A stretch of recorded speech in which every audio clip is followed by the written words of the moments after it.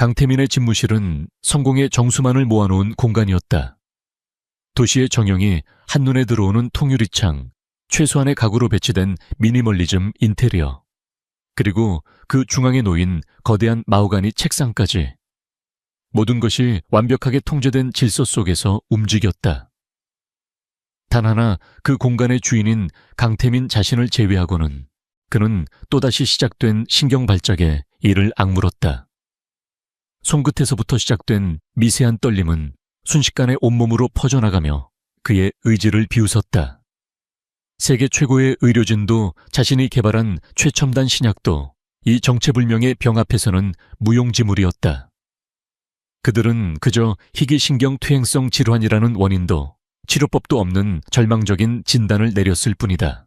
제국을 건설했지만 그 제국을 누릴 시간은 없었다. 강태민의 눈에는 깊은 냉소와 피로감이 가득했다.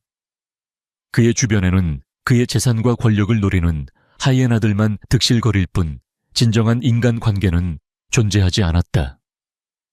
그는 세상에서 가장 화려한 섬에 갇힌 고독한 시한부였다. 그때 집무실 문이 조용히 열리고 청소 카트가 들어왔다. 야간 청소부 한 소리였다. 그녀는 이 거대한 건물 안에서 마치 유령처럼 움직였다. 존재감 없이 소리 없이 자신의 일만 묵묵히 해내는 사람. 다른 직원들이 어떻게든 그의 눈에 띄기 위해 안간힘을 쓰는 것과는 달리 그녀는 단 한 번도 그에게 눈길을 준 적이 없었다. 소리는 익숙하게 쓰레기통을 비우고 책상을 닦기 시작했다. 그녀의 움직임은 물 흐르듯 자연스러웠고 그 고요함이 역설적으로 강태민의 신경을 거슬렀다. 그의 세상은 무너져 내리고 있는데 저 여자는 너무나도 평온했다. 그러다 소리의 발걸음이 집무실 구석에서 멈췄다. 그곳에는 관리 소홀로 잎이 누렇게 뜨고 시들어가는 커다란 관상용 화분이 있었다.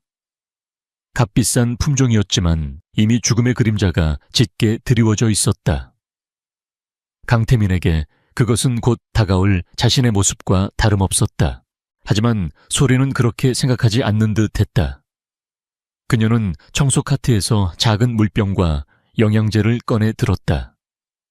그리고는 시든 잎을 조심스럽게 어루만지며 마치 살아있는 생명체에게 말을 걸듯 나직이 속삭였다. 아직 괜찮아. 조금만 힘을 내. 그녀는 마른 흙 위로 정성스럽게 물을 주고 영양제를 희석해 뿌리에 부어주었다. 그 모습에는 어떤 계산도 가식도 없었다. 오직 생명에 대한 순수한 연민과 애정만이 담겨 있었다. 강태민은 몇 달 만에 처음으로 자신의 고통 외의 것에 흥미를 느꼈다. 그의 무감각한 마음에 작은 파문이 일었다. 그는 녹슨 듯한 목소리로 그녀에게 물었다. 어차피 죽을 나무인데 헛수고하는 이유가 뭐지? 소리는 그의 목소리에 화들짝 놀라 몸을 돌렸다. 그녀는 CEO와 직접 대화하게 될 줄은 꿈에도 몰랐다. 그녀는 잠시 망설이다가 조심스럽게 대답했다. 아직 살아있으니까요. 아주 작은 희망이라도 있으면 포기하면 안 된다고 생각합니다. 그 단순한 대답이 강태민의 심장을 관통했다.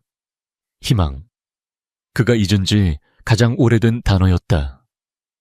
저 보잘것없는 청소부의 눈에는 자신이 잃어버린 그 희망이라는 것이 담겨 있었다. 순간 그에게 기이한 충동이 일었다. 허무맹랑하고 자기 파괴적인 충동이었다. 그는 지갑을 꺼내 그 안에서 검은색의 카드를 꺼냈다. 한도 없는 VVIP 카드, 그의 권력과 부의 상징이었다. 그는 카드를 책상 위로 미끄러뜨렸다. 가져가.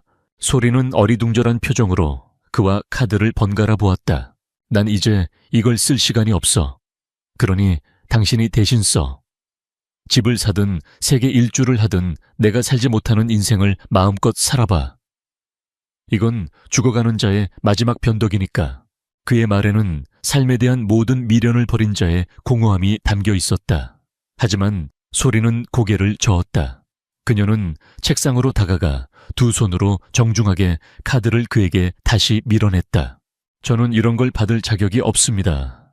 회장님의 마음만 감사히 받겠습니다. 바로 그때였다. 그가 앉아있는 책상에 가까이 다가서는 순간 소리의 코끝에 아주 미세한 향기가 스쳤다. 그의 값비싼 향수 냄새와 섞여 거의 감지할 수 없었지만 그녀는 그 향기를 놓치지 않았다. 그녀의 온몸의 신경이 곤두섰다. 이것은 평범한 향기가 아니었다. 그녀의 가문 대대로 내려오는 의서, 해독비방에만 기록된 전설적인 독초의 냄새였다. 현대의학으로는 절대 검출할 수 없으며 아주 서서히 신경계를 파괴하여 마치 자연적인 질병처럼 보이게 만드는 맹독. 자월초 지유의 처의 냄새였다. 소리의 얼굴에서 핏기가 가셨다. 그녀는 눈앞의 남자를 다시 보았다. 그는 불치병으로 죽어가는 것이 아니었다. 그는 아주 정교하고 잔인한 방식으로 천천히 살해당하고 있는 것이었다. 그녀는 자신도 모르게 한 걸음 뒤로 물러섰다. 심장이 미친 듯이 뛰기 시작했다. 이 비밀을 알아차린 순간 그녀 역시 위험해질 수 있었다. 그럼 이만 나가보겠습니다. 그녀는 황급히 고개를 숙이고 집무실을 빠져나왔다. 책상 위에는 그녀가 밀어놓은 검은 카드가, 그리고 집무실 안에는 그녀의 갑작스러운 태도 변화에 의아해하는 강태민이 남겨졌다. 텅 빈 복도에 혼자 남은 소리는 거친 숨을 몰아쉬었다. 그녀는 자신이 감당할 수 없는 거대한 비밀의 한가운데에 발을 들여놓았음을 직감했다. 모른 척해야 할까? 하지만 죽어가는 식물을 외면하지 못하는 그녀가 억울하게 죽어가는 사람을 외면할 수 있을까? 그녀의 귓가에 아주 작은 희망이라도 있으면 포기하면 안 된다고 말했던 자신의 목소리가 맴돌았다. 아이러니하게도 이제 그 희망은 그녀 자신이 되어야만 했다. 그날 밤 한소리는 자신의 작은 단칸방으로 돌아와 숨을 골랐다. 최신식 빌딩의 화려함과는 동떨어진 낡고 소박한 공간. 방 안에는 돈으로 살 수 없는 것들이 가득했다. 대를 이어 물려받은 낡은 의서들, 그리고 벽면을 가득 채운 말린 약초들이 은은한 향기를 풍기고 있었다. 그녀의 머릿속에서는 강태민에게서 났던 자월초의 향기가 떠나지 않았다. 그것은 단순한 의심이 아니었다. 독을 다루는 의원의 후예로서 그녀의 감각은 수백 가지 독초의 미세한 차이까지 구별해낼 수 있었다. 할아버지께서는 늘 말씀하셨다. 우리의 능력은 사람을 살릴 수도 죽일 수도 있다. 그러니 세상에 드러내지 말고 그림자처럼 살아가야 한다.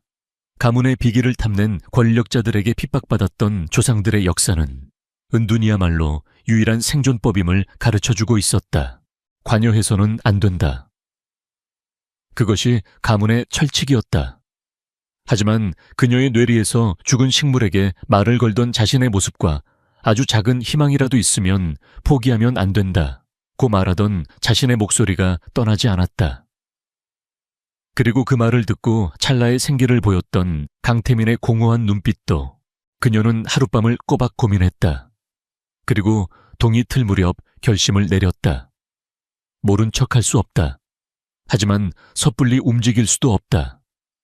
먼저 자신의 감각이 틀리지 않았다는 명확한 증거를 찾아야만 했다.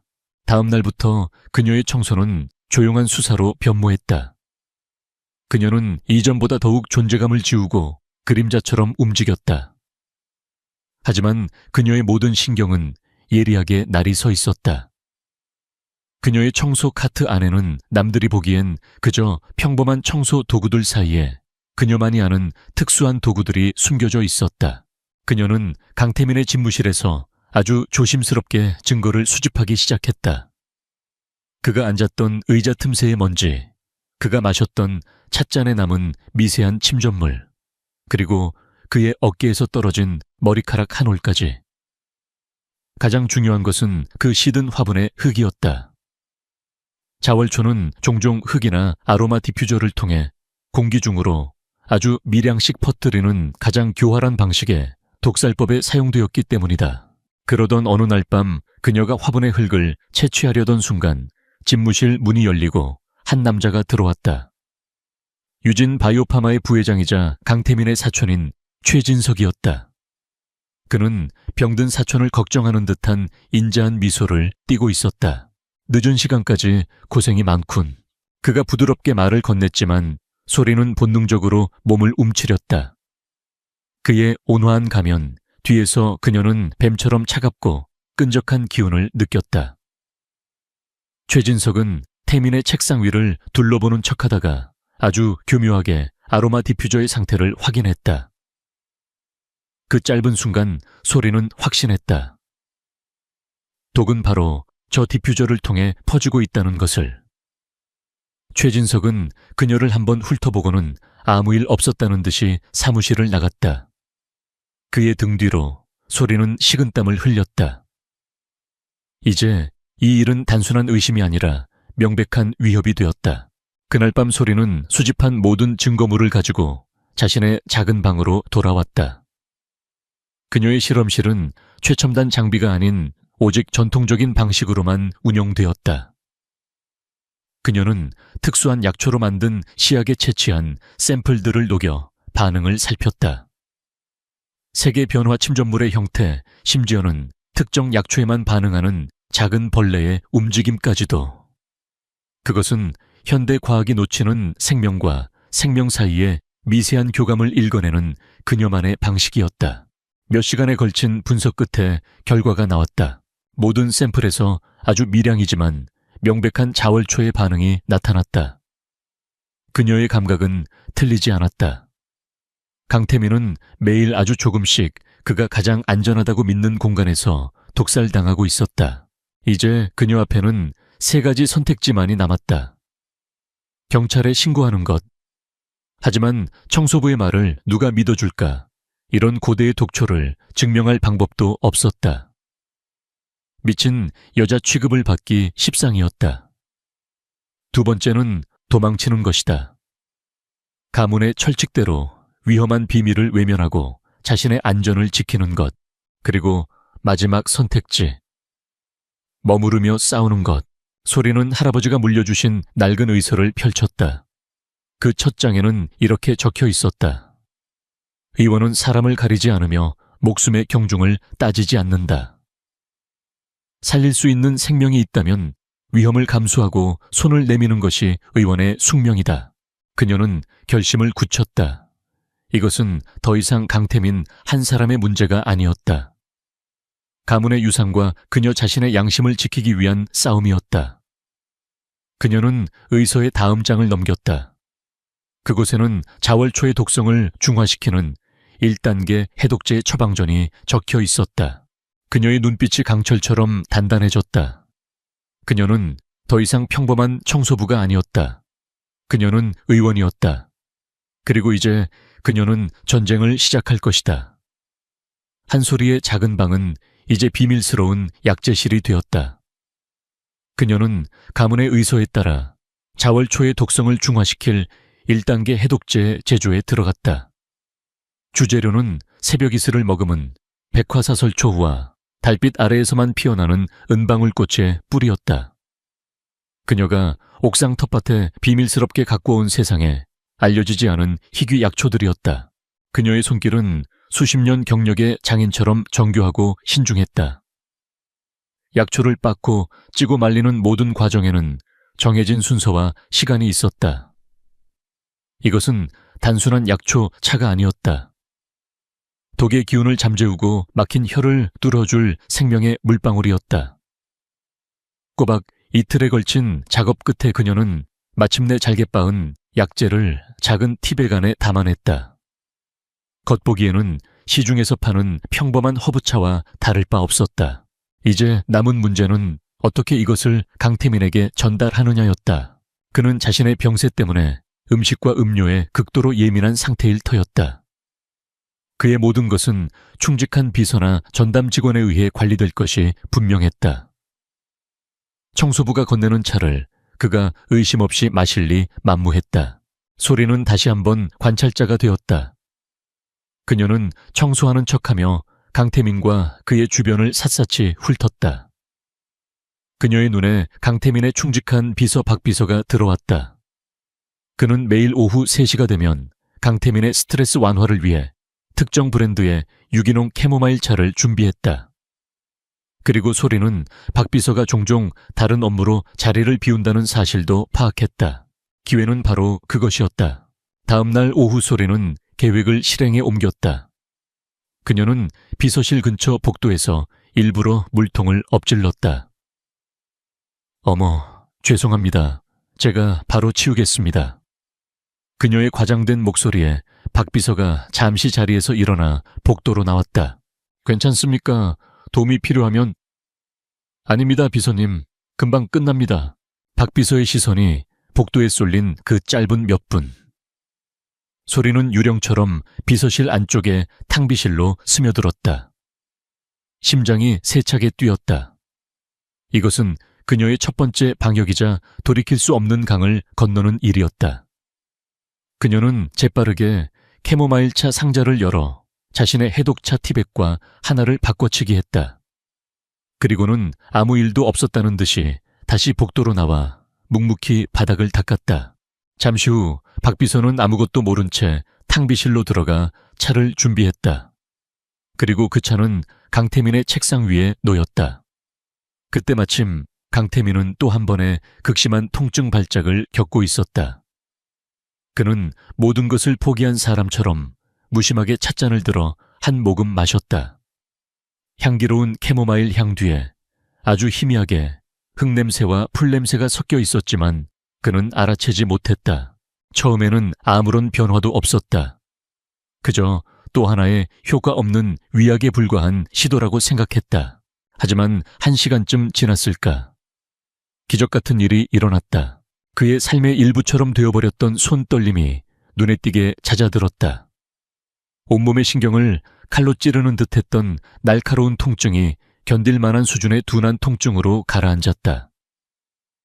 아주 작은 변화였지만 끝없는 쇠락의 길을 걷던 그에게는 폭풍우 속에서 한 줄기 햇살을 본 것과 같은 충격이었다. 그는 멍하니 자신의 손을 내려다보았다. 떨림이 멎은 손가락을 쥐었다 폈다 반복했다. 믿을 수가 없었다. 어떤 약도 어떤 치료도 이런 효과를 보여준 적이 없었다. 그의 머릿속에 방금 마셨던 차 한 잔이 떠올랐다. 설마 그 차 때문에. 한편 강태민의 작은 변화는 최측근들을 통해 조용히 퍼져나갔다. 박 비서는 안도감에 몇몇 신뢰하는 동료에게 대표님 상태가 오늘따라 조금 좋아 보이신다고 말했다. 그리고 그 소문은 곧바로 최진석의 귀에 들어갔다. 그는 안도하지 않았다. 그는 경악했다. 그가 사용한 자월초는 아주 미량이라도 꾸준히 투여되면 절대 병세가 호전될 수 없는 독이었다. 어떤 외부 요인이 없다면 이런 일은 절대 불가능했다. 그의 완벽한 계획에 누군가 개입하고 있었다. 최진석은 즉시 자신만의 조사를 시작했다. 그는 의료진에게 새로운 치료법을 시도했는지 물었지만 대답은 아니오였다. 그는 강태민의 음식과 음료 기록을 전부 확인했지만 모든 것이 평소와 같았다. 그의 차갑고 계산적인 시선이 강태민의 사무실에 접근할 수 있는 모든 사람을 샅샅이 훑기 시작했다. 임원들, 비서진, 그리고 그의 시야에 들어오지도 않았던 가장 낮은 직급의 직원들까지. 그날 저녁 최진석은 복도를 지나가다 청소 카트를 밀고 있는 한소리와 마주쳤다. 그는 처음으로 그 보이지 않던 청소부를 유심히 쳐다보았다. 너무나도 평범하고 너무나도 조용한 여자. 하지만 최진석의 세계에서는 때로는 가장 보잘것없는 것들이 가장 위험한 법이었다. 그의 눈에 처음으로 아주 희미한 의심의 불꽃이 어렸다. 그날 이후 강태민의 삶에 아주 작은 변수가 생겼다. 해독차의 효과는 일시적이었지만 그 작은 희망의 불씨는 그의 냉소적인 정신을 뒤흔들기에 충분했다. 그는 과학자이자 사업가였다. 기적을 믿지 않는 대신 데이터를 신뢰했다. 그의 병세에 대한 모든 데이터가 하향 곡선을 그리고 있을 때 유일하게 나타난 이 반등 지점. 그는 이 변수를 그냥 넘어갈 수 없었다. 그의 의심은 자연스럽게 그날의 차로 향했다. 그는 박 비서에게 매일 오후 3시 정확히 같은 차를 가져오라고 지시했다. 동시에 그는 아무도 모르게 자신의 집무실 책상과 탕비실 구역을 향해 초소형 카메라를 설치했다. 이것이 우연인지 아니면 누군가의 의도적인 행위인지 그는 자신의 눈으로 직접 확인해야만 했다. 한소리의 하루하루는 살얼음판을 걷는 것 같았다. 그녀는 매일 같은 시간에 티백을 바꿔치기 하는 위험한 임무를 수행했다. 이제 그녀에게 쏟아지는 시선은 둘이었다. 하나는 그녀의 정체를 파헤치려는 강태민의 분석적인 시선, 그리고 다른 하나는 그녀를 위협하는 최진석의 포식자 같은 시선이었다. 최진석은 그녀를 압박하기 시작했다. 그는 일부러 사무실에 값비싼 잉크를 쏟고는 처리가 늦다며 그녀를 질책했다. 청소 용역 회사에 직접 전화를 걸어 그녀의 근무 태만을 항의하며 다른 층으로 보내거나 해고하라고 압력을 넣기도 했다. 그의 교묘한 괴롭힘 속에서 소리는 자신의 목에 조여오는 올가미를 느꼈다. 한편 강태민은 매일 밤 그날 녹화된 영상을 확인했다. 그리고 마침내 그는 모든 것을 목격했다. 화면 속에서 그 보이지 않던 청소부는 놀랍도록 신속하고 전문적인 손놀림으로 티백을 바꿔치기 하고 있었다. 그의 심장이 내려앉았다. 이것은 우연이 아니었다. 그녀는 의도적으로 위험을 무릅쓰고 자신을 돕고 있었다. 대체 왜 그의 충성스러운 비서 박 비서 역시 이상한 낌새를 채고 있었다. 부회장이 대표의 건강 상태와 청소부에 대해 유별난 관심을 보이는 것, 그리고 대표의 컨디션이 매일 오후 정확히 차를 마신 뒤에만 미세하게 좋아지는 것. 날카로운 박 비서는 흩어진 점들을 연결하기 시작했다. 강태민은 결심했다. 더 이상 혼자 싸울 수 없었다. 그는 박 비서를 자신의 편으로 끌어들여야만 했다. 그는 박 비서에게 녹화 영상을 보여주었다. 영상을 본 박 비서의 얼굴은 경악과 분노, 그리고 자신이 독살의 도구로 이용당했다는 굴욕감으로 일그러졌다. 대표님, 제가 어리석었습니다. 죽을 죄를 지었습니다. 박 비서는 그 자리에서 절대적인 충성을 맹세했다. 그는 최진석에 대한 자신의 오랜 의심들을 모두 털어놓았다. 이제 강태민에게는 첫 번째 동맹군이 생겼다. 그들은 공동의 적을 가진 비밀을 공유한 동지가 된 것이다. 박 비서의 합류로 그들의 작전은 한층 더 정교해졌다. 이제 박 비서는 알면서도 소리를 돕는 조력자가 되었다. 그는 최진석의 동태를 살피며 그녀에게 안전한 신호를 보내주었고 더 안전한 기회를 만들어 주었다. 동시에 그들은 최진석에 대한 방역에 나섰다. 박 비서는 자신의 권한을 이용해 최진석의 자금 흐름과 통화 기록, 외부 미팅 내역 등을 은밀하게 파헤치기 시작했다. 하지만 최진석 역시 만만치 않았다. 그는 자신의 계획에 차질이 생기자 덫을 놓기로 결심했다. 어느 날 오후 그는 예상치 못한 시간에 집무실에 나타나 소파에 앉아 서류를 보는 척했다. 그리고는 보안팀에 연락해 탕비실 주변의 CCTV를 집중적으로 감시하라고 지시했다. 그것도 모른 채 소리는 평소처럼 티백을 바꾸기 위해 탕비실로 향했다. 그녀가 티백을 손에 쥐는 순간 집무실 안에 있던 최진석의 시선이 날카롭게 그녀를 향했다. 소름이 끼쳤다. 함정이었다. 그녀가 움직이는 순간 모든 것이 발각될 터였다. 바로 그 위기의 순간 그녀는 기지를 발휘했다. 그녀는 탕비실 구석에 있던 작은 화분에 일부러 발을 헛디뎌 넘어지는 척했다. 깍! 요란한 소리와 함께 화분이 바닥에 떨어져 깨졌다. 최진석과 박 비서가 동시에 탕비실로 달려왔다. 무슨 일이야? 죄송합니다, 부회장님. 제가 발을 헛디뎌서. 소리는 깨진 화분 조각을 치우는 척하며 손에 쥐고 있던 해독 티백을 자신의 주머니 안으로 감쪽같이 숨겼다. 최진석은 의심스러운 눈초리로 그녀를 쳐다봤지만 명백한 증거는 없었다. 그는 분을 사귀며 돌아설 수밖에 없었다. 그날 밤 강태민은 자신의 사무실에 설치된 카메라를 통해 최진석의 함정에서 아슬아슬하게 벗어나는 소리의 모든 모습을 지켜보고 있었다. 그의 심장이 철렁 내려앉았다. 그는 저 연약해 보이는 여인이 가진 대담함과 지혜에 감탄했다. 그리고 동시에 그녀를 위험에 빠뜨린 자신에 대한 죄책감과 그녀를 지켜야 한다는 강렬한 보호 본능이 끌어올랐다. 이제 그가 그녀를 조사하는 이유는 더 이상 의심 때문이 아니었다. 자신을 구하기 위해 모든 것을 걸고 있는 저 여자를 이해하고 싶어졌기 때문이다. 자신이 놓은 덫에서 한 소리가 유유히 빠져나가자 최진석의 분노는 극에 달했다. 그는 더 이상 미세한 방법으로 그녀를 압박할 시간이 없다고 판단했다. 그녀가 강태민을 돕고 있다는 증거를 찾을 수 없다면 반대로 그녀가 강태민을 해치려 했다는 누명을 씌우면 그만이었다. 그는 어둠의 경로를 통해 빠르지만 치명적이지는 않은 현대의학으로 쉽게 검출 가능한 독성 물질을 손에 넣었다.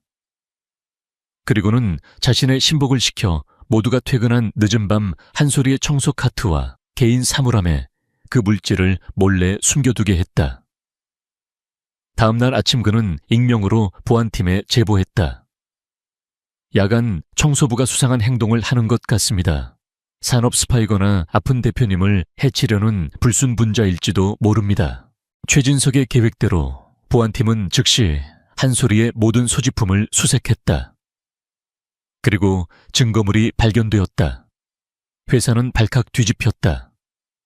한소리는 변명할 틈도 없이 보안팀에 의해 회의실로 끌려갔다. 최진석은 충격받은 척 연기하며 현장으로 달려왔다. 그는 모든 사람이 보는 앞에서 분노에 찬 목소리로 그녀를 몰아세웠다. 내년이 감히 경쟁사에서 보낸 스파이냐? 아니면 돈에 눈이 멀어 아픈 사람 목숨까지 노리는 살인 청부업자냐? 당장 이 여자를 경찰에 넘겨. 상황은 그녀에게 절대적으로 불리했다. 그녀는 사방이 막힌 방에 갇힌 속수무책의 사냥감이었다. 하지만 그녀가 모르는 사이 그녀에게는 가장 강력한 보호자가 생겨 있었다.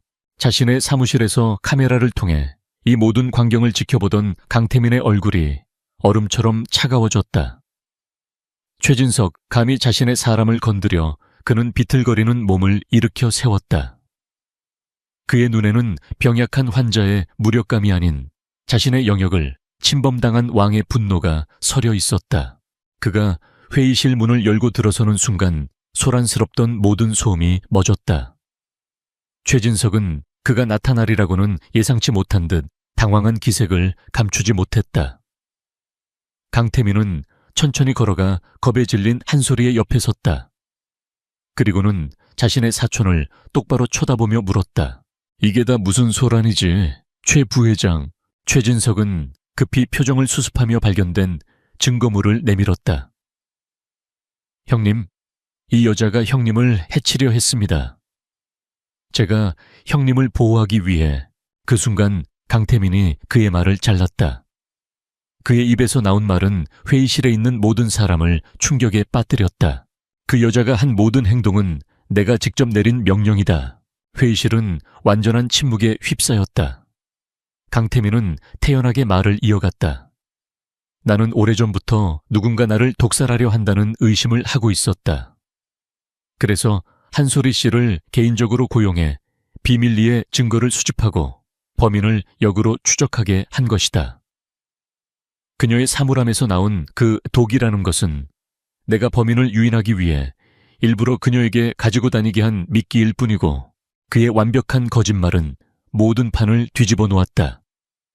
그는 한순간에 무력한 피해자에서 모든 것을 꿰뚫어보고 적을 유인한 전략가로 변모했다. 최진석은 자신의 덫에 자신이 걸려든 꼴이 되었다. 그는 분노로 얼굴이 시뻘개졌지만 더 이상 아무 말도 할 수 없었다. 강태민은 보안팀과 다른 임원들을 모두 내보냈다.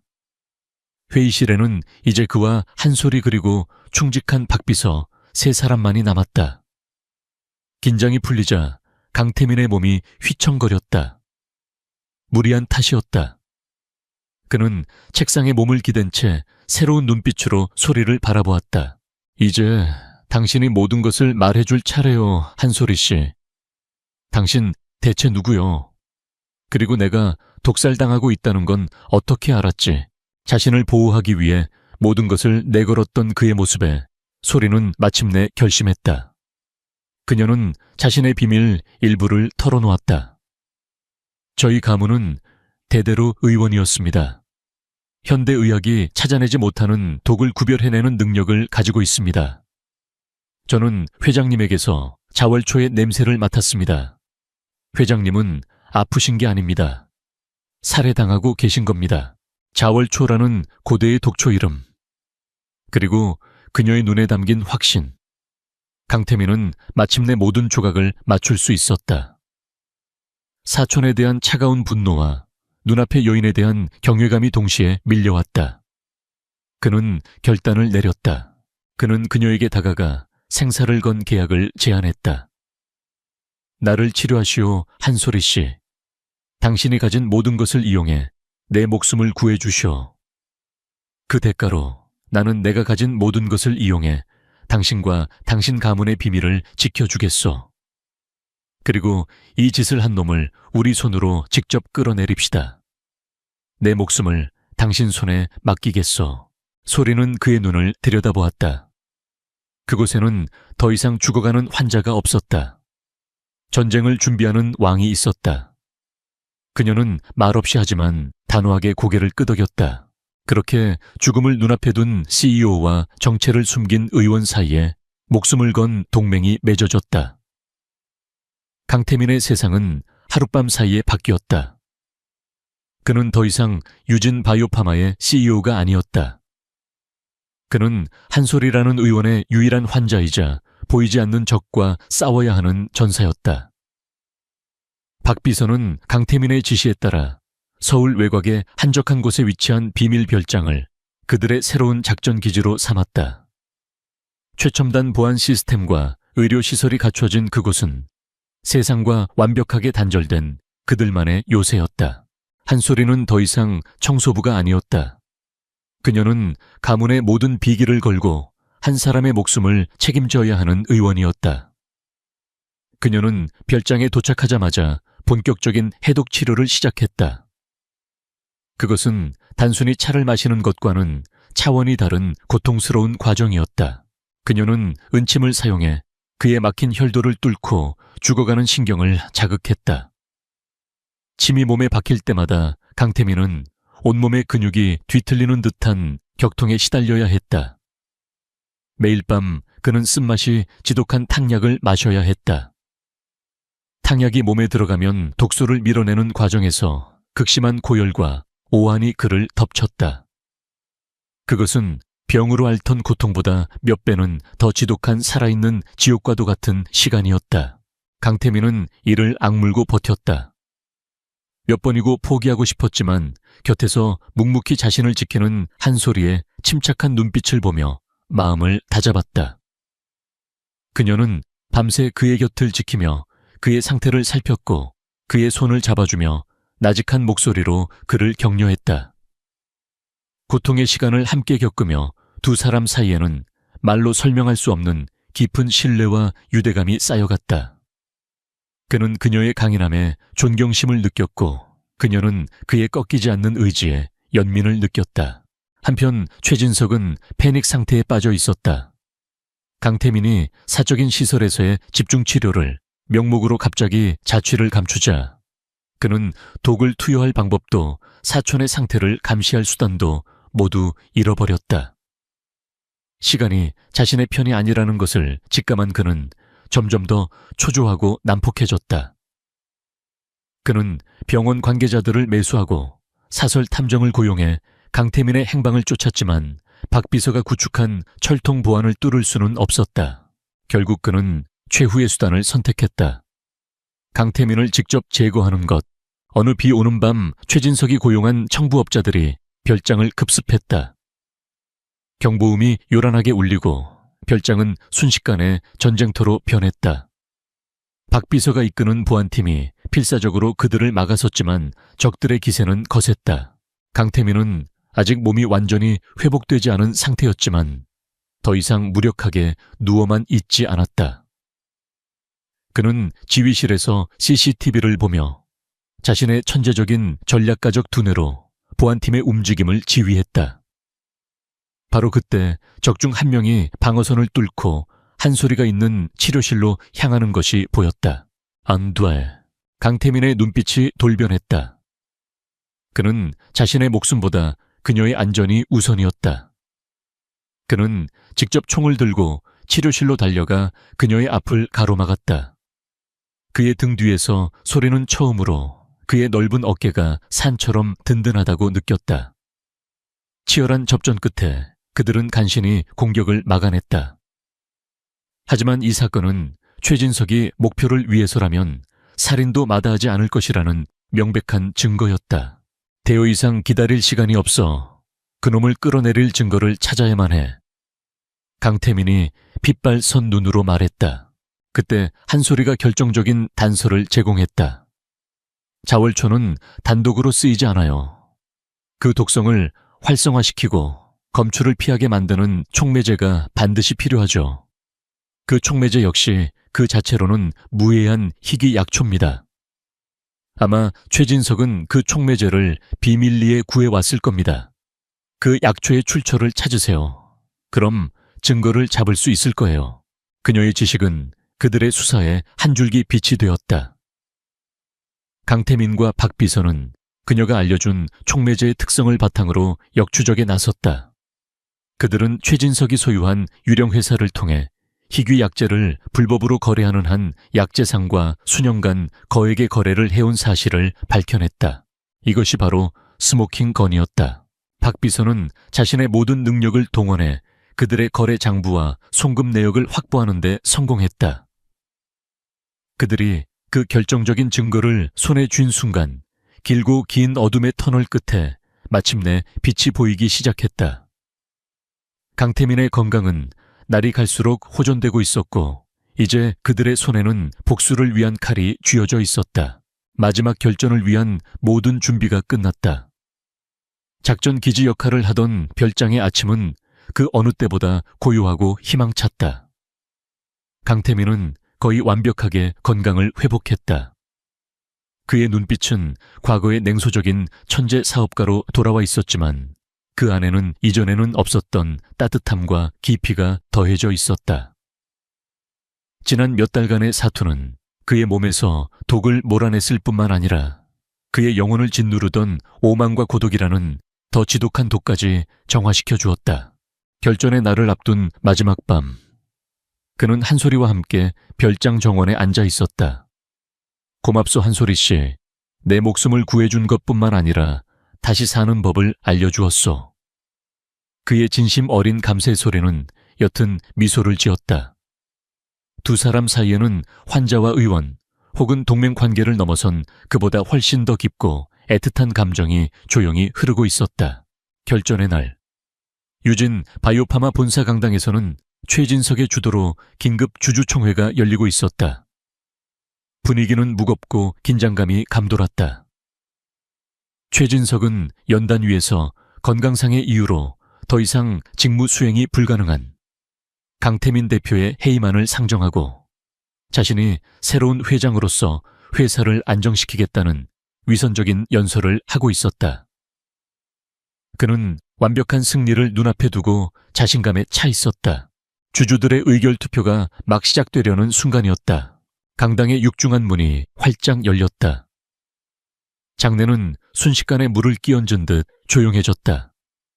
모든 사람의 시선이 문으로 쏠렸다. 그곳에는 죽었다고 알려졌던 남자 강태민이 서 있었다. 그 어느 때보다도 건강하고 위풍당당한 모습으로. 그리고 그의 곁에는 더 이상 허름한 청소부 유니폼이 아닌 단아하고 기품 있는 옷차림의 한소리가 함께였다. 최진석의 얼굴에서 핏기가 사라졌다. 그는 마치 유령이라도 본 듯한 표정으로 그 자리에 얼어붙었다. 강태민은 천천히 연단으로 걸어 올라갔다. 그는 시간을 낭비하지 않았다. 저는 제 자리를 되찾기 위해 이 자리에 선 것이 아닙니다. 저는 오늘 우리 안에 숨어있던 반역자를 처단하기 위해 왔습니다. 박 비서가 스크린을 조작하자 그의 뒤로 모든 진실이 하나씩 펼쳐지기 시작했다. 그는 자신의 병이 현대의학으로는 진단조차 할 수 없었던 이유부터 설명했다.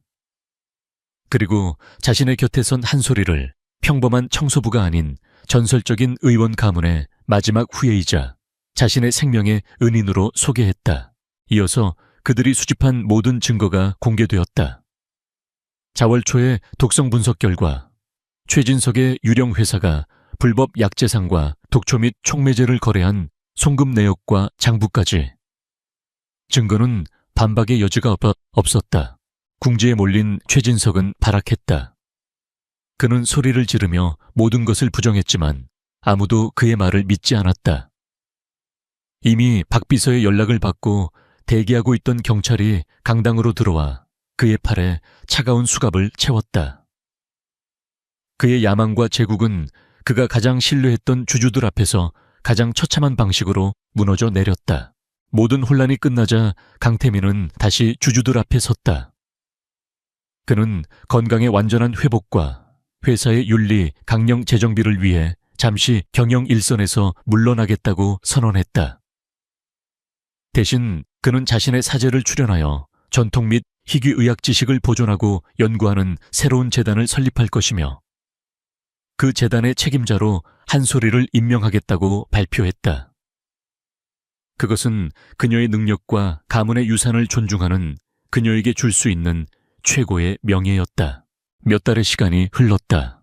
이야기의 마지막 장면은 더 이상 차가운 회의실이 아니었다.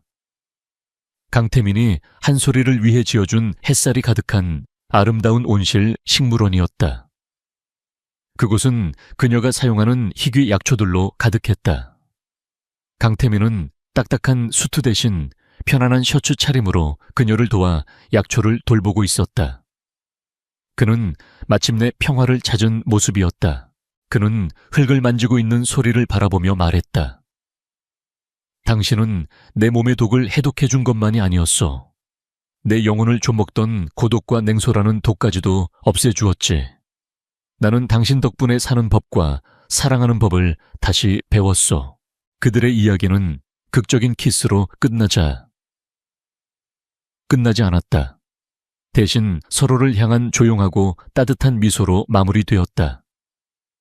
두 사람은 함께 식물을 돌보며 성장과 치유, 그리고 함께 나아갈 새로운 삶을 상징하는 미래를 가꾸고 있었다. 할아버지, 이 결혼은 말도 안 돼요. 윤채리는 수화기에 대고 소리쳤다. 그녀의 다른 한 손은 방금 완성한 로봇팔의 관절 부분을 조심스럽게 닦고 있었다.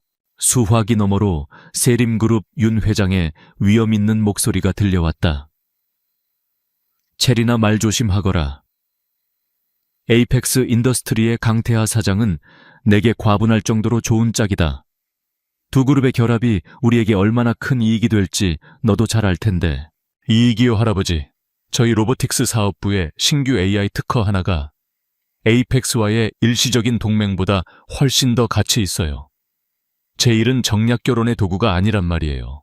내일이 중요한 만큼 가문을 위한 의무도 중요하다. 일단 만나기만 해라. 이것이 내 마지막 말이다. 전화가 끊겼다. 체리는 분노로 부들부들 떨리는 손으로 드라이버를 내려놓았다. 그녀의 눈이 좌절감에서 장난기 넘치는 결의로 바뀌었다. 좋아요, 할아버지. 만나라고 하셨죠. 하지만 어떤 모습으로 만날지는 말씀 안 하셨잖아요. 그녀는 연구실을 나와 자신의 거처로 향했다. 명품으로 가득 찬 거대한 드레스룸을 지나 그녀는 가장 구석에 있는 비밀스러운 벽장을 열었다. 그 안에는 그녀가 코스튬 파티나 장난을 치기 위해 수년간 모아온 상상할 수 있는 가장 촌스럽고 기괴한 옷들이 가득했다. 그녀의 얼굴에 회심의 미소가 떠올랐다. 완벽한 파토 작전이 시작된 것이다. 그녀는 완벽한 부조화를 목표로 옷을 고르기 시작했다. 거대한 곰돌이 캐릭터가 그려진 샛노란 스웨터. 그 아래에는 끔찍하게 어울리지 않는 반짝이는 초록색 스커트. 발에는 두꺼운 양모 양말에 샌들을 신었다. 마무리로 싸구려 티가 팍팍 나는 플라스틱 핸드백을 골랐다. 변신은 옷에서 그치지 않았다. 그녀는 화장대 앞에 앉아 일부러 서툰 솜씨로 화장을 시작했다. 촌스러운 파란색 아이샤에도 입술선을 살짝 삐져나가게 바른 립스틱, 그리고 양볼에 동그랗게 찍어 바른 발랄한 분홍색 볼터치. 윤기 흐르는 긴 머리는 한쪽으로 비뚤어지게 묶고 거대한 반짝이 곱창밴드로 고정했다. 마지막 단계는 사투리 연습이었다. 그녀는 거울 앞에 서서 과장된 경상도 사투리를 연습했다. 아이고, 서울은 천지빛깔이네에. 돈이 얼마나 많으시길래 이래. 비싼 데서 밥을 다 사주신대. 세상에 서울은 정말 대단하네요. 돈이 얼마나 많으시길래 이렇게 비싼 곳에서 식사를 다 대접해 주시나요? 혹시 집은 자가신교차는 외제차 맞지에? 혹시 집은 본인 소유인가요? 차는 외제차 맞죠? 그녀는 거울 속에 비친 자신의 황당한 모습에 웃음을 터뜨렸다. 그녀의 개인 비서는 경악했지만 체리는 자신의 계획에 자신감이 넘쳤다. 잠시 후 세림그룹의 최고급 세단이 그녀를 태우고 약속 장소로 향했다. 운전기사는 백미러에 비친 그녀의 모습을 보고 충격으로 입을 다물지 못했다. 차가 약속 장소인 최고급 호텔 레스토랑 앞에 멈춰섰다. 체리는 심호흡을 한번 하고 촌스러운 핸드백을 고쳐맸다. 그녀의 눈이 장난기로 반짝였다. 그녀는 최고급 세단에서 내려 모두의 시선을 받으며 레스토랑 안으로 들어섰다. 일생일대의 연극이 지금 막을 올렸다. 윤채린이 고급 레스토랑으로 들어서는 순간 공기가 순간적으로 얼어붙었다. 경악과 경멸이 섞인 시선 수근거리는 소리가 그녀에게로 쏟아졌다. 지배인은 그녀를 문 앞에서 막아설 뻔했지만 그녀가 짙은 사투리로 우렁차게 외치는 바람에 그러지 못했다. 나는 강태하 씨 만나러 왔어에. 가장 좋은 창가 자리에 강태하가 앉아 있었다. 그는 완벽하게 재단된 수트를 입고 있었고 온몸에서 차갑고 지적인 권력자의 기운이 뿜어져 나왔다. 그는 체린의 소란스러운 등장을 표정 변화 없이 지켜보고 있었다. 분노나 창피함이 아니었다. 오직 관찰만이 있었다. 체린은 쿵 소리를 내며 의자에 앉아 자신의 싸구려 플라스틱 핸드백을 고급 실크 식탁보 위에 올려놓았다. 웨이터가 메뉴판을 건넸다. 그녀는 가격을 보며 과장되게 소리쳤다. 아이고, 이 물 한 잔이 우리 동네 국밥 한 그릇 값이네. 그녀는 웨이터의 경악스러운 표정에도 아랑곳하지 않고 메뉴판에서 가장 저렴한 에피타이저와 메인 요리를 주문하며 자신은 알뜰한 아가씨라고 큰 소리로 선언했다. 강태하는 그저 조용히 지켜볼 뿐이었다. 그의 입가에 거의 알아챌 수 없는 미소가 스쳐 지나갔다. 그는 그녀를 막지 않았다. 그저 레스토랑에서 가장 비싼 와인을 한 병 주문했을 뿐이었다. 음식을 개걸스럽게 입에 가득 넣은 채 말하며 체리는 자신의 주된 공격인 순진하지만 물질적인 질문들을 퍼붓기 시작했다. 그래서 강 사장님은 돈이 얼마나 많으신겨? 이 건물도 사장님 거라에. 결혼하면 여자는 집에서 살림만 하면 되는 거 맞지에. 저는 일하기는 딱 질색이라에. 저는 명품 가방 같은 거 좋아하는데 한 달에 한 개씩은 사주실 수 있는겨. 그녀의 목표는 자신을 얕박하고 게으르며 돈만 밝히는 시골뜨기로 그리는 것이었다. 하지만 강태하는 그녀의 질문에 직접적으로 대답하지 않았다. 그는 장단을 맞춰주면서도 그녀를 시험하기 위해 고안된 날카로운 질문으로 받아쳤다. 돈에 대한 질문에 그는 이렇게 답했다. 이 레스토랑과 주변 블록 몇 개는 살 수 있을 정도입니다. 하지만 저는 총자산보다는 투자 수익률에 더 관심이 많습니다.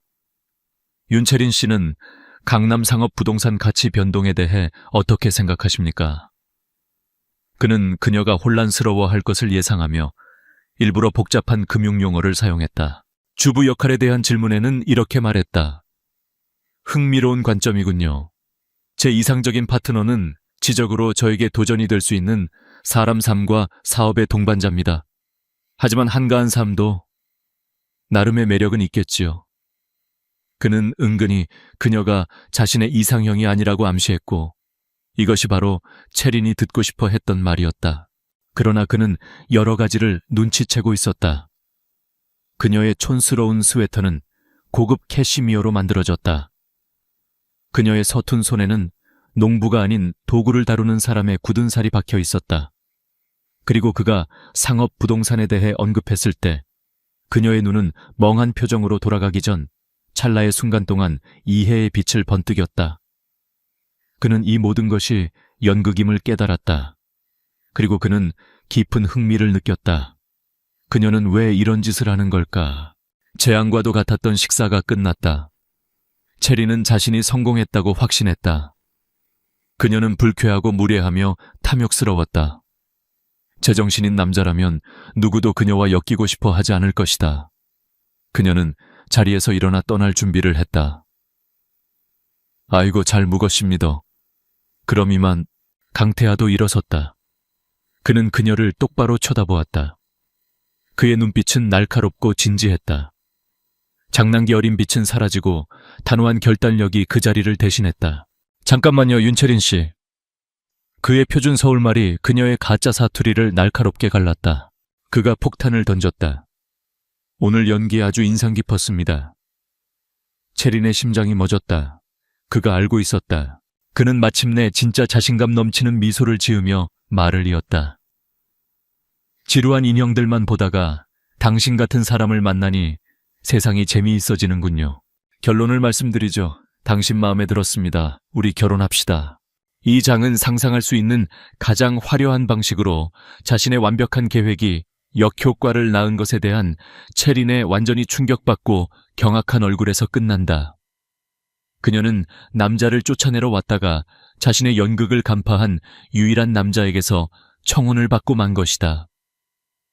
그녀는 할 말을 잃었다. 사냥꾼이 사냥감이 된 순간이었다. 강태하의 폭탄 선언 이후 레스토랑의 정적은 그 어느 때보다 무겁게 느껴졌다. 윤채리는 자신의 귀를 의심했다. 그녀의 완벽한 작전은 실패했을 뿐만 아니라 상상조차 하지 못했던 최악의 결과, 즉 청혼으로 이어졌다. 무슨 말씀이신지. 농담이시죠? 체리는 간신히 입을 열었다. 그녀의 머릿속은 새하얗게 비어 애써 연습했던 사투리조차 잊어버리고 표준 서울말이 튀어나왔다. 강태하는 그녀의 당황한 모습을 즐기듯 여유로운 미소를 지었다. 농담 아닙니다, 윤채린 씨. 나는 내 시간을 낭비하는 걸 좋아하지 않습니다. 그리고 당신은 내가 최근 몇 년간 만난 사람 중에 가장 시간을 투자할 가치가 있는 사람입니다. 그는 자리로 돌아와 앉으며 그녀에게도 앉으라는 손짓을 했다. 체리는 로봇처럼 그의 말에 따랐다. 강태하는 비즈니스 협상을 하듯 논리전견하게 상황을 설명하기 시작했다. 윤 회장님과 저희 아버님은 이 결혼을 강력하게 원하고 계십니다. 우리가 거부한다 해도 두 분은 포기하지 않고 우리에게 계속해서 다른 선자리를 강요할 겁니다.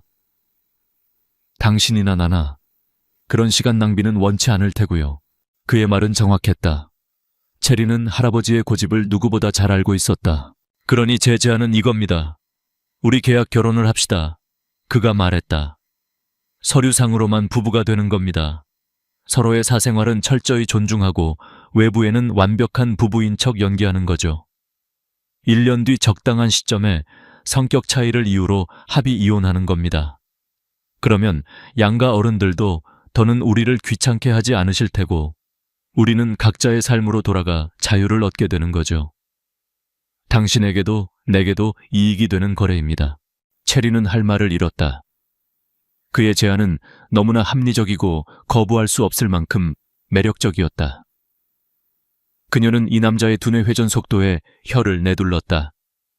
그는 그녀의 연극을 간파했을 뿐만 아니라 그 상황을 자신에게 유리한 비즈니스 제안으로 순식간에 바꿔버렸다. 하지만 체리는 이대로 순순히 그의 페이스에 말려들고 싶지 않았다. 그녀는 이 기묘한 남자에게 마지막 시험을 던져보기로 결심했다. 그녀는 다시 촌스러운 시골뜨기 연기를 시작하며 가장 터무니없는 조건들을 내걸었다.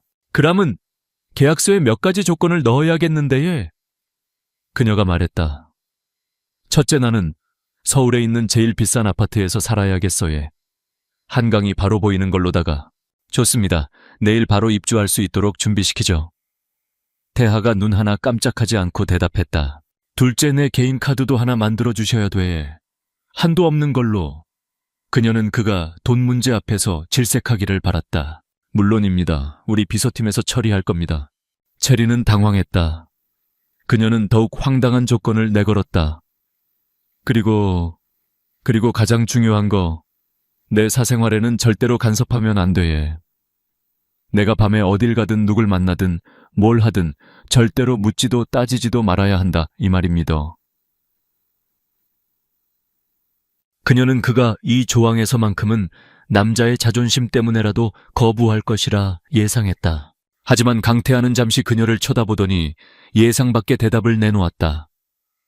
그 조건 아주 마음에 듭니다. 나 역시 당신에게 똑같은 것을 요구할 생각이었으니까요. 완벽하게 공평하군요. 그는 한술 더 떴다. 거기에 조항 하나를 더 추가하죠. 부부로서의 의무, 예를 들어 스킨십 같은 것은 서로의 명백한 동의 없이는 절대 불가하다. 어떻습니까? 체리는 완전히 패배했다. 그녀가 던진 모든 공을 그는 완벽하게 받아쳤고, 심지어 그녀가 생각지도 못한 부분까지 먼저 제안하며 그녀를 안심시켰다. 이 남자는 괴물이었다. 다음 날 체린의 눈앞에는 진짜 계약서가 놓였다. 강태하의 법무팀이 밤새 작성한 것이었다. 계약서는 그녀가 어젯밤 제안했던 모든 황당한 조건들을 포함하고 있었고, 그 외에도 결혼 생활 중에 발생할 수 있는 모든 법적 재산적 문제를 명확하게 규정하고 있었다. 너무나 완벽해서 그녀는 어떤 트집도 잡을 수 없었다. 그녀는 펜을 들고 계약서에 서명했다. 그녀의 이름 옆에 강태하의 이름이 나란히 적혔다. 이렇게 대한민국에서 가장 기묘한 부부가 탄생했다. 한 명은 결혼을 피하기 위해 연기하다가 제 꾀에 빠진 천재공학도, 다른 한 명은 그 연극을 즐기다가 흥미롭다는 이유 하나만으로 결혼을 비즈니스처럼 성사시킨 냉철한 재벌 총수. 그들의 결혼 생활은 아직 시작도 하지 않았지만 이미 한치 앞을 내다볼 수 없는 안개 속이었다. 체리는 자신이 거대한 체스판 위에 올라선 기분이었다. 그리고 상대는 그녀보다 몇 수 앞을 내다보는 그랜드 마스터였다. 계약서에 서명한 다음 날 윤체리는 한강이 내려다 보이는 서울의 최고급 펜트하우스에 입주했다. 그녀가 장난처럼 내뱉었던 조건이 현실이 된 것이다. 집은 거대하고 호화로웠지만 텅 비어 있는 듯 삭막하게 느껴졌다. 그녀는 거실 한복판에 자신의 촌스러운 짐 가방을 내려놓고 한숨을 쉬었다. 앞으로 1년 여기서 뭘 해야 하나. 강태하는 약속대로 그녀의 사생활에 전혀 간섭하지 않았다.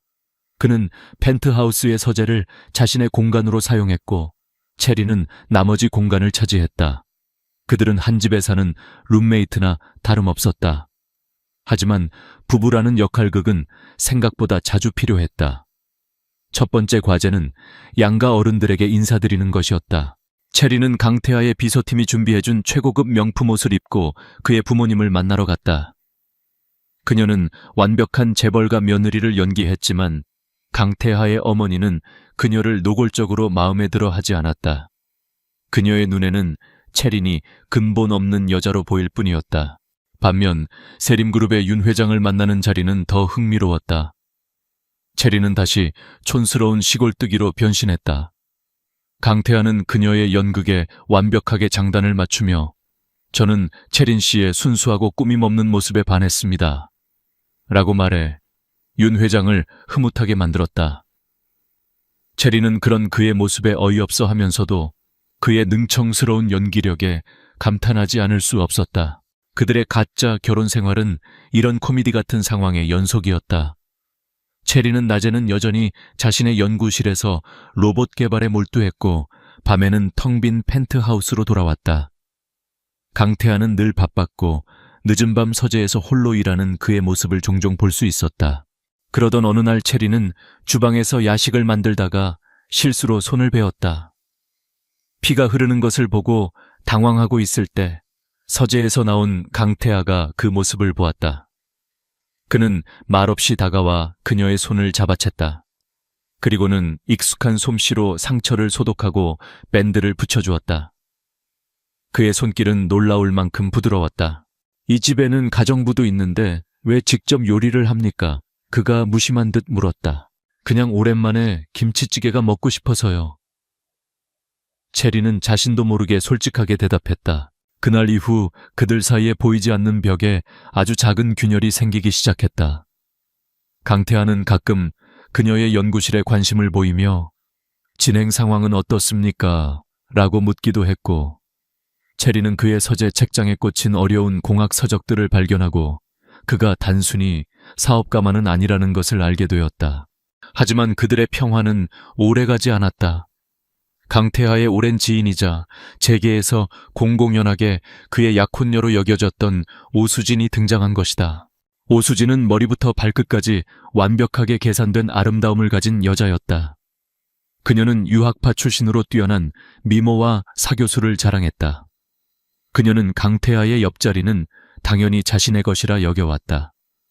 그랬기에 갑자기 나타나 강태하의 아내가 된 시골뜨기 윤채린의 존재를 도저히 받아들일 수 없었다. 그녀는 채린이 강태하와 함께 참석한 한 사교 모임에서 처음으로 그녀에게 접근했다. 어머, 당신이 태하 씨의 아내라고 들었어요. 어느 시골에서 굴러들어온 복덩인지 정말 운도 좋으시네. 오수진은 우아한 미소를 지으며 독을 품은 말을 내뱉었다. 채린은 그녀의 도발에 넘어가지 않았다. 그녀는 다시 한번 순진한 시골 처녀가 되어 눈을 동그랗게 떴다. 아이고, 예쁘시네 예. 혹시 배우신교? 저는 강 사장님이 저의 순수한 마음에 반했다고 하대예. 채린의 어수룩한 대처에 오수진은 속으로 그녀를 더욱 경멸했다. 저런 멍청한 여자가 감히 내 자리를 넘봐. 그날 이후 오수진의 괴롭힘은 본격적으로 시작되었다. 그녀는 자신이 가진 사교계의 영향력을 이용해 채린에 대한 헛소문을 퍼뜨렸다. 채린이 돈을 보고 강태하에게 의도적으로 접근했다거나 과거가 복잡하다는 식의 이야기였다. 그녀는 채린을 상류사회에서 고립시키고 스스로 지쳐서 떠나가게 만들 계획이었다. 강태하는 그 소문들을 알고 있었지만 별다른 조치를 취하지 않았다. 그는 이것 또한 윤채린이라는 흥미로운 인물을 분석하기 위한 또 하나의 데이터라고 생각하는 듯했다. 그는 그녀가 이 위기를 어떻게 헤쳐나갈지 조용히 지켜보고 있었다. 채린은 소문들에 크게 신경 쓰지 않았다. 어차피 1년 뒤면 끝날 계약 관계였다. 하지만 오수진의 공격이 점점 더 자신뿐만 아니라 강태하와 세림그룹의 명예까지 위협하기 시작하자 그녀는 더 이상 방관할 수만은 없다고 생각했다. 그녀는 자신이 더 이상 이 게임의 사냥감이 아님을 증명해야 했다. 그녀는 오수진이 자신을 함정에 빠뜨리기 위해 주최하는 다음 파티가 바로 방역의 무대가 될 것이라고 결심했다. 에이펙스 인더스트리의 신제품 발표 기념 파티는 재계의 모든 거물들이 모이는 화려한 사교의 장이었다. 그리고 오수진에게는 윤채린을 나락으로 떨어뜨릴 절호의 기회였다. 그녀는 모든 계획을 완벽하게 세워두었다. 파티장에 들어서는 윤채린의 모습은 여전히 어설펐다. 강태하의 비서팀이 골라준 명품 드레스를 입었지만 그녀는 일부러 불편한 듯한 걸음걸이로 걷거나 낯선 음식 앞에서 어쩔 줄 몰라 하는 연기를 했다. 오수진은 그런 그녀를 보며 승리를 확신했다. 파티의 하이라이트는 강태하의 신제품, 즉 인공지능 자율주행 시스템 타이탄에 대한 프레젠테이션이었다. 강태하가 무대 위에서 카리스마 넘치는 발표를 이어가고 있을 때 오수진은 계획을 실행에 옮겼다. 그녀는 실수를 가장해 와인이 든 잔을 들고 채린과 부딪혔다. 붉은 와인이 채린의 하얀 드레스 위로 쏟아졌다. 어머, 미안해요. 손이 미끄러졌네. 일부러 그런 건 아닌데 워낙 촌스러운 사람은 이런 자리가 익숙하지 않아서 실수를 유발하기도 하더라고요. 그녀는 모두가 들을 수 있는 큰 목소리로 말하며 채린을 조롱했다. 주변의 시선이 모두 쏟아졌다. 모두가 채린이 울거나 당황해서 뛰쳐나갈 것이라 예상했다. 하지만 채린은 달랐다. 그녀는 드레스의 얼룩을 한번 쳐다보더니 오수진을 향해 천진난만한 미소를 지었다. 괜찮아 얘. 우리 시골에서는 옷에 뭐 묻으면 그냥 물로 슥슥 닦고 그러는데 얘. 이 옷은 비싼 거라 빨면 안 되는겨. 그녀의 순진한 대꾸에 오수진은 할 말을 잃었다. 그때였다. 경고 시스템 오류. 무대 위에서 프레젠테이션을 시연하던 타이탄 시스템에서 갑자기 경고음이 울리기 시작했다. 시연용 자동차가 통제를 벗어나 무대 위의 구조물을 향해 돌진하려 하고 있었다. 발표를 진행하던 기술팀이 당황하며 시스템을 멈추려 했지만 알 수 없는 원인으로 제어 코드가 먹히지 않았다. 파티장은 순식간에 아수라장이 되었다. 강태하의 얼굴이 차갑게 굳었다. 이 중요한 순간에 발생한 치명적인 오류였다. 모두가 공포와 혼란에 빠져 있을 때 윤채린이 움직였다. 그녀는 자신도 모르게 몸이 먼저 반응했다. 그녀는 테이블 위에 태블릿 PC 하나를 집어들고 무대를 향해 소리쳤다. 저기 기술팀 메인 제어보드에 루프백 인터페이스를 강제로 개방하고 포트 취급번으로 들어오는 데이터 패킷을 전부 차단해요. 빨리요. 그녀의 목소리는 더 이상 어눌한 사투리가 아니었다. 명확하고 힘있으며 절대적인 권위를 담고 있었다. 기술팀은 웬 여자가 외치는 소리에 어리둥절했지만 상황이 너무나 다급했기에 일단 그녀가 말하는 대로 조작했다. 그러자 기적처럼 통제를 벗어났던 시연용 자동차가 굉음을 내며 그 자리에 멈춰섰다. 파티장에는 정적이 흘렀다. 모든 시선이 한 곳으로 향했다. 와인 얼룩이 묻은 드레스를 입은 채 태블릿 화면에서 눈을 떼지 못하고 있는 윤채린에게로 강태하는 무대 위에서 그녀를 내려다보았다. 그의 눈에는 놀라움과 함께 이제껏 본 적 없는 강렬한 흥미와 감탄이 서려 있었다. 그는 처음부터 그녀가 평범한 여자가 아니라는 것을 알고 있었지만 이 정도일 줄은 몰랐다.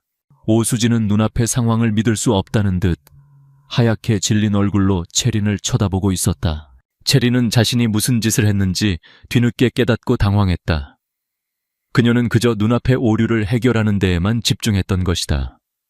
그녀는 슬그머니 자리를 피하려 했다. 하지만 강태하가 그녀를 붙잡았다. 그는 무대에서 내려와 곧장 그녀에게로 걸어왔다. 그리고는 수많은 거물들이 지켜보는 앞에서 그녀의 손을 잡고 말했다. 여러분, 제 아내를 소개합니다.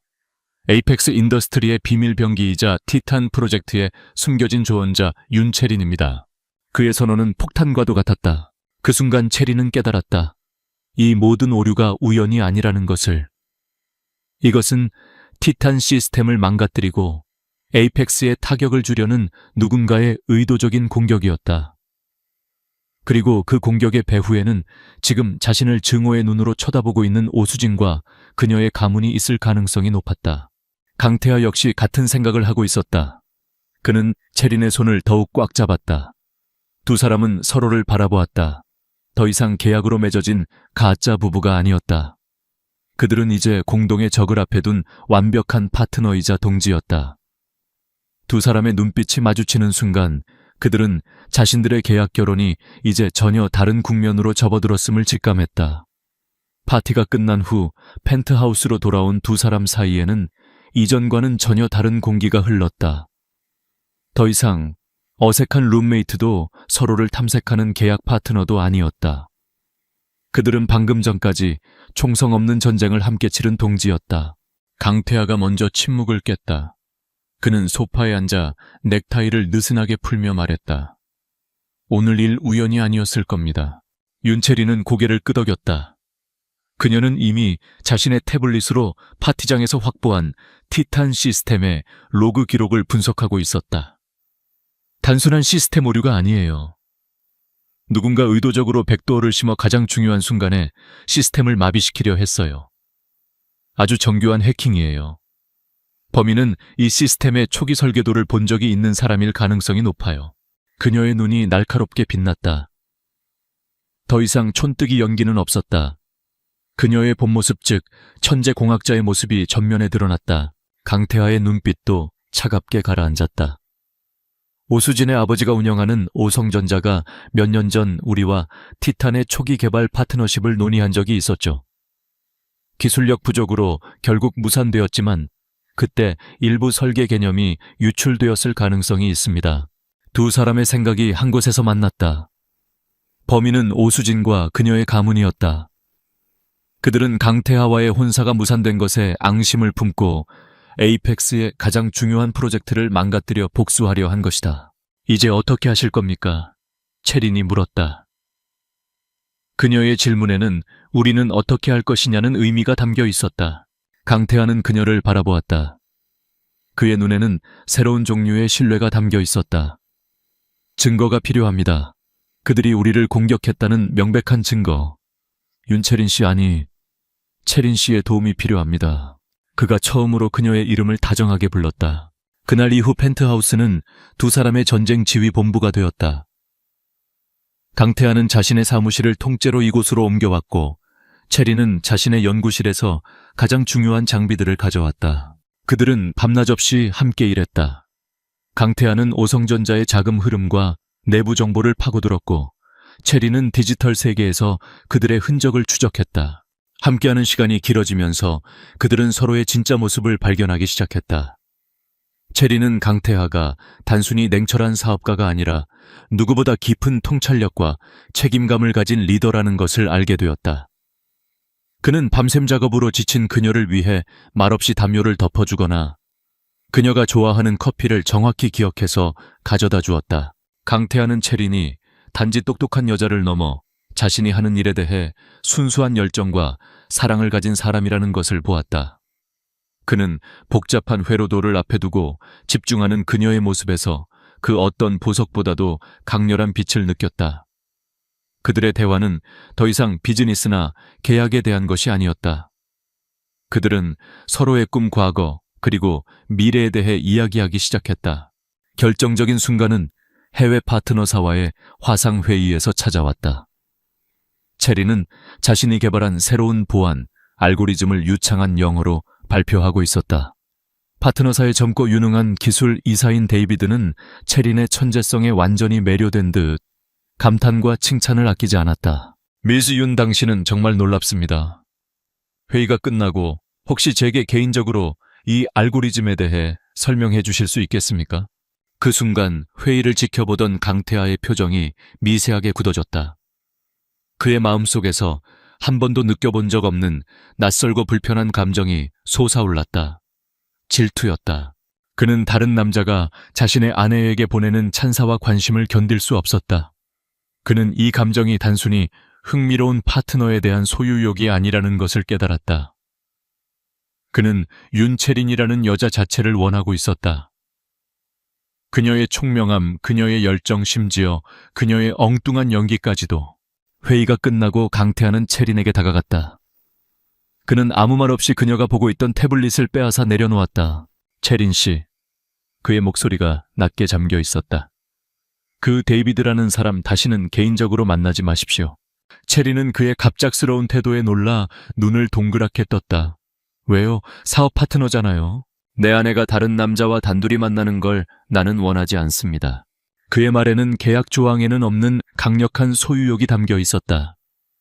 체린의 심장이 세차게 뛰기 시작했다.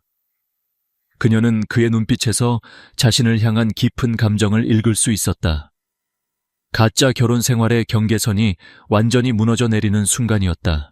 그날 밤 체린은 마침내 오성전자의 서버 깊숙한 곳에 숨겨져 있던 결정적인 증거를 찾아냈다. 오수진의 아버지가 해커에게 티탄 시스템 파괴를 지시하는 내용이 담긴 암호화된 이메일이었다. 그녀는 환호성을 지르며 거실로 뛰어나왔다. 태하 씨 찾았어요. 완벽한 증거예요. 소파에서 잠들어 있던 강태하는 그녀의 목소리에 눈을 떴다. 그는 기쁨에 겨워 자신에게 달려오는 그녀의 모습을 보았다. 그리고 그는 더 이상 자신의 감정을 억누를 수 없었다. 그는 달려오는 그녀를 품에 안고 그대로 입을 맞췄다. 놀라움, 혼란, 그리고 뒤이어 찾아온 달콤한 전율. 체리는 그의 키스를 거부하지 않았다. 적을 향한 전쟁은 승리로 끝났지만 두 사람의 마음속에서는 이제 막 새로운 전쟁 사랑이라는 이름의 달콤한 전쟁이 시작되고 있었다. 체린이 찾아낸 결정적인 증거는 거대한 반격의 신호탄이 되었다. 다음 날 아침 강태하와 윤채린은 세림그룹의 윤 회장과 에이펙스 인더스트리의 강 회장 두 거두 앞에 나란히 섰다. 그들은 더 이상 어쩔 수 없이 끌려온 선자리의 남녀가 아니었다. 공동의 목표를 가진 신뢰로 뭉친 파트너였다. 증거를 확인한 두 회장의 분노는 하늘을 찔렀다. 즉시 두 그룹의 모든 역량이 오성전자를 향한 공격에 투입되었다. 세림의 자금력과 에이펙스의 기술력이 합쳐지자 그 파괴력은 상상을 초월했다. 오성전자의 주가는 끝없이 추락했고 최대 거래처들이 등을 돌렸다. 검찰은 배임 및 불법 해킹 혐의로 압수수색에 들어갔다. 오수진과 그녀의 아버지는 몰락했다. 그들이 체린에게 주려 했던 치욕과 파멸은 고스란히 자신들에게로 되돌아왔다. 외부의 위협이 모두 사라지자 펜트하우스에는 다시 고요함이 찾아왔다. 하지만 이제 그 고요함은 더 이상 삭막하지 않았다. 서로의 존재로 채워진 따뜻한 온기가 감돌았다. 이제 그들 사이에 남은 것은 단 하나, 바로 그들의 관계를 처음 시작하게 했던 결혼 계약서였다. 어느 날 저녁 강태하는 체린을 서재로 불렀다. 그는 책상 서랍에서 그들의 결혼 계약서를 꺼내 테이블 위에 올려놓았다.